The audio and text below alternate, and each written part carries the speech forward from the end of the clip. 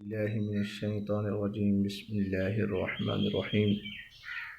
میں سب دوستوں کو ایک بہت اہم چیز بتانے جا رہا ہوں کہ صحت کو نقصان پہنچانے والی چیزوں کے متعلق میں جناب کے سامنے گفتگو کرنے لگا ہوں۔ توجہ کے ساتھ سنیں۔ 12 چیزیں ایسی ہیں جو انسان کی صحت کو نقصان دیتی ہیں اور نسیان کو بڑھاتی ہیں۔